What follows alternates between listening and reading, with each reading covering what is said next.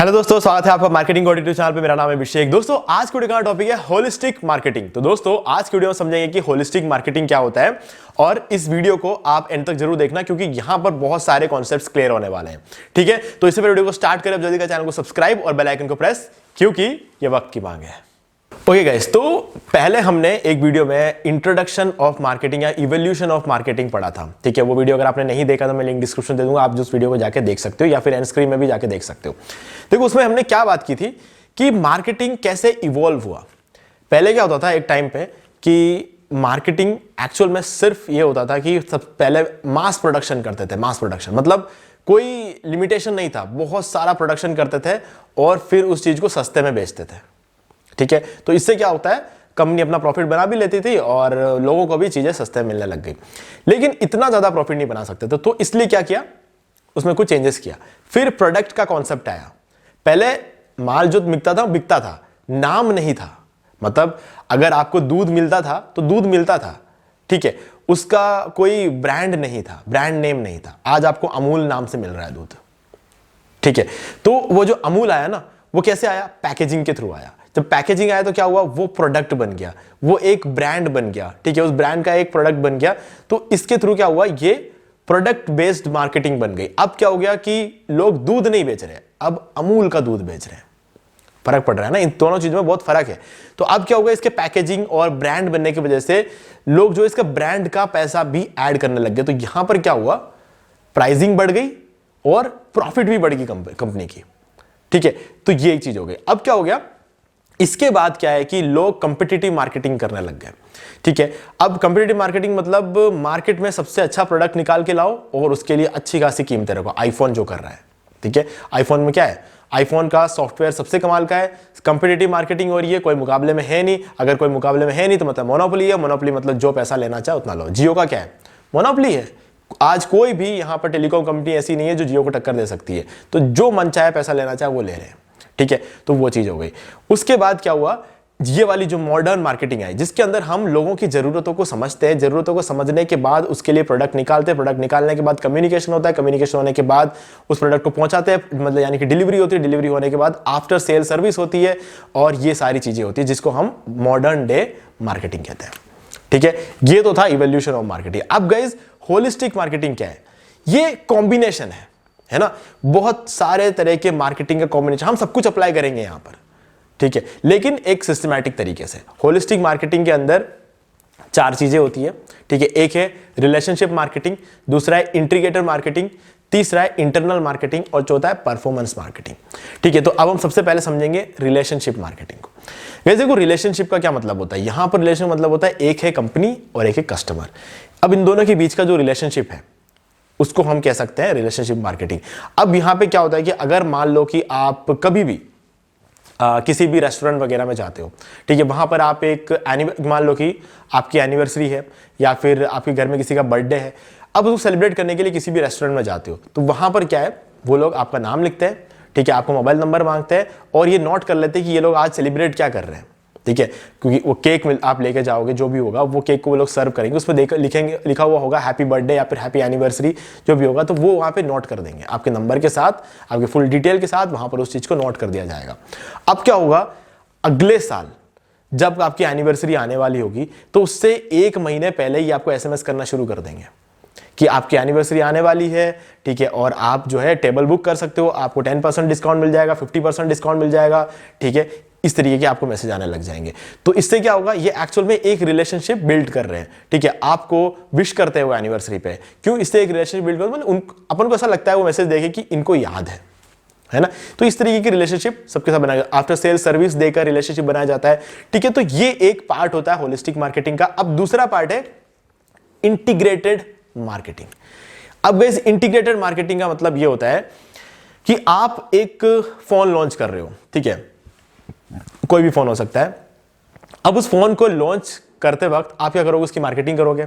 अब मार्केटिंग जब आप करोगे ना, तब आप एक जगह नहीं करोगे, अब मान लो कि मैं फोन लॉन्च कर रहा हूं, तो मैं कैसे मार्केटिंग कर सकता हूं? मैं यूट्यूब पे कर सकता हूं, मैं फेसबुक पे कर सकता हूं, इंस्टाग्राम पे कर सकता हूं, मैं पिंटरेस्ट पे कर सकता हूं, मैं ट्विटर पे कर सकता हूं, मैं गूगल से कर सकता हूं, मैं पेड मार्केटिंग कर सकता हूं, मैं फ्री मार्केटिंग कर सकता हूं, मैं एसईओ कर सकता हूं, मैं सोशल मीडिया ऑप्टिमाइजेशन कर सकता हूं, मैं बहुत सारी चीजें इसके लिए कर सकता हूं। मैं बैनर बनवा सकता हूं, मैं होर्डिंग लगवा सकता हूं, मैं न्यूज़पेपर में ऐड दे सकता हूं, मैं टीवी में ऐड दे सकता हूं, मैं ईमेल मार्केटिंग कर सकता हूं। ठीक है, इसके अलावा भी बहुत कुछ है। ठीक है, तो अब जब भी मैं ये वाली मार्केटिंग करूंगा तो मैं सब जगह एक साथ करूंगा, और जब एक साथ करूंगा सबका थीम मेरा एक जैसा रहेगा। ऐसा नहीं कि मैंने वो फोन लॉन्च किया, एक जगह मेरे होर्डिंग का कलर है ब्लू, फेसबुक पे मेरा जो कलर है वो ग्रीन, और पिंटरेस्ट में मेरा कलर है रेड, और यूट्यूब पे मेरा कलर ना जाने कि ब्लैक, कुछ भी हो रहा है। अगर मैं करूंगा सब जगह एक जैसी मार्केटिंग करूंगा, सेम मार्केटिंग करूंगा। मैं अगर अपने मार्केटिंग में ये बता रहा हूं कि मेरा कैमरा अच्छा है, जो मैंने न्यूज़पेपर में ऐड दिया उसके अंदर मैं बोलूंगा कि मेरे फोन का कैमरा अच्छा है। ठीक है, और जब मैं फेसबुक में ऐड रन कर रहा हूं तो मैं बोलूंगा मेरी बैटरी लाइफ अच्छी है। ये ऐसा नहीं करूंगा। अगर मैंने न्यूज़पेपर में जब ऐड दिया तो कैमरा के लिए फोकस किया है, तो मैं अपने सारे मार्केटिंग कैंपेन्स में एक ही चीज पे फोकस करूंगा, जो कि रहेगा मेरे फोन का कैमरा। ठीक है, इस चीज इसके लिए मैंने कहा था कि होलिस्टिक मार्केटिंग में जो भी होता है सब कुछ सिस्टमैटिक होता है। सब जगह करते हैं लेकिन करते सिस्टमैटिक है। ठीक है, अब इसके बाद आता है इंटरनल मार्केटिंग। अब गाइस पिछला वीडियो आपने देखा होगा हमारा, पिछले वीडियो में इंटरनल मार्केटिंग की बात हुई थी, सर्विस ट्रायंगल। अगर आपने सर्विस ट्रायंगल वाला वीडियो नहीं देखा उसका लिंक मैं आपको डिस्क्रिप्शन दे दूंगा। अब सर्विस ट्रायंगल में एक बात थी इंटरनल मार्केटिंग, जो कि होता है एक कंपनी और उसके एम्प्लॉय के बीच में। अब इसमें क्या है कि एग्जैक्टली होता क्या है, देखो कंपनी के पास एक प्रोडक्ट है, अगर उस प्रोडक्ट को उस कंपनी के एम्प्लॉय भी यूज नहीं करते हैं तो वो उस प्रोडक्ट का तो बिकने का कोई चांस ही नहीं है।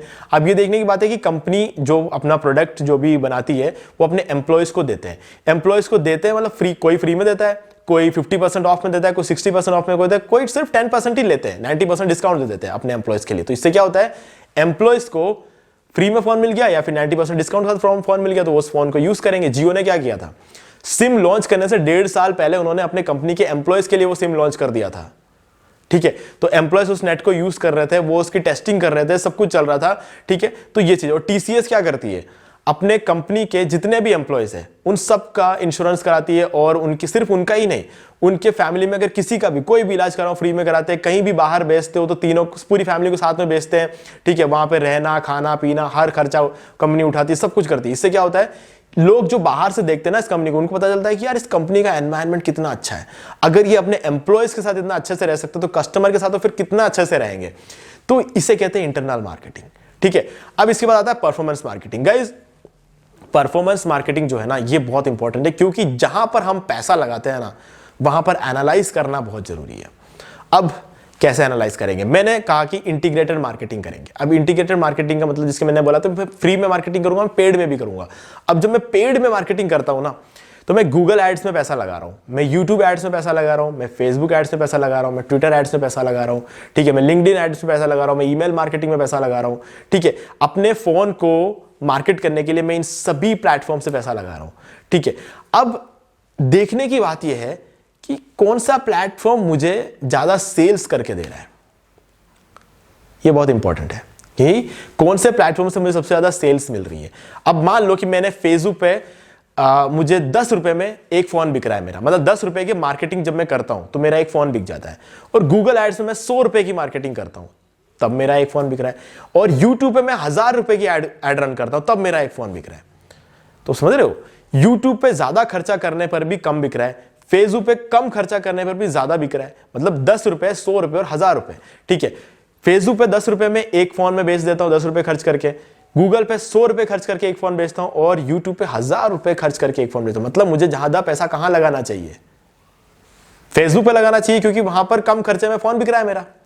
ठीक है, तो ये चीज मुझे कब पता चलेगा, जब मैं एनालाइज करूंगा कि मैंने कौन से प्लेटफॉर्म पे कितना पैसा लगाया और कितना पैसा लगाने पे मेरे कितने सेल्स हुए, उसका कन्वर्जन का परसेंटेज निकालूंगा। फिर हर एक सेल्स पर मुझे क्या कॉस्ट पड़ रहा है, यानी कि कॉस्ट पर एक्विजिशन, सीपीए, मेरा सीपीए कितना लग रहा है। तो ये सब चीजें जब मैं चेक करूंगा ना तब मुझे समझ में आया कि ओके ये प्लेटफॉर्म मुझे ज्यादा सेल्स लाके दे रहा है, तो ज्यादा पैसा इस प्लेटफॉर्म पे लगाओ, क्योंकि यहां से मुझे मेरा रेवेन्यू जनरेट हो रहा है। तो इसे हम कहते हैं परफॉर्मेंस मार्केटिंग। आप देखो कि कौन सा कैंपेन ज्यादा अच्छा परफॉर्म कर रहा है। ठीक है, फिर उस चीज को भी इंक्लूड करो। तो जब आप ये चारों चीजें एक साथ करते हो ना तो उसे हम कहते हैं होलिस्टिक मार्केटिंग। ठीक है, क्लियर? कुछ भी डाउट है तो आप वीडियो को पीछे करके देख सकते हो। फिर भी अगर कोई भी डाउट रहता है तो आप मुझसे कमेंट करके पूछ सकते हो। तो दोस्तों उम्मीद है कि वीडियो अच्छा लगा होगा, तो वीडियो को लाइक जरूर कर दे, चैनल को सब्सक्राइब करके बेल आइकन जरूर प्रेस कर ले, क्योंकि इसी से हमारे आगे आने वाले वीडियोस की भी नोटिफिकेशन आपको मिलते रहेंगे। तो दोस्तों आज की वीडियो में सिर्फ इतना ही, देखने के लिए आपका बहुत बहुत धन्यवाद। तो दोस्तों मैं उम्मीद करता हूं कि आपको ये वाला वीडियो अच्छा लगा होगा। अब यहां पर 2 और वीडियोस है जो कि जरूर आपको देखने चाहिए, क्योंकि इनको देखने के बाद आपके मार्केटिंग का कॉन्सेप्ट और भी क्लियर होता जाएगा। ठीक है गाइस, तो उम्मीद है कि आपको ये वाला वीडियो अच्छा लगा होगा, और अच्छा लगा तो वीडियो को लाइक जरूर कर दे और चैनल को सब्सक्राइब करके बेल आइकन जरूर प्रेस कर ले, क्योंकि इसी से हमारे आगे आने वाले वीडियोस के भी नोटिफिकेशन आपको मिलते रहेंगे। तो दोस्तों आज की वीडियो में सिर्फ इतना ही, देखने के लिए आपका बहुत बहुत धन्यवाद।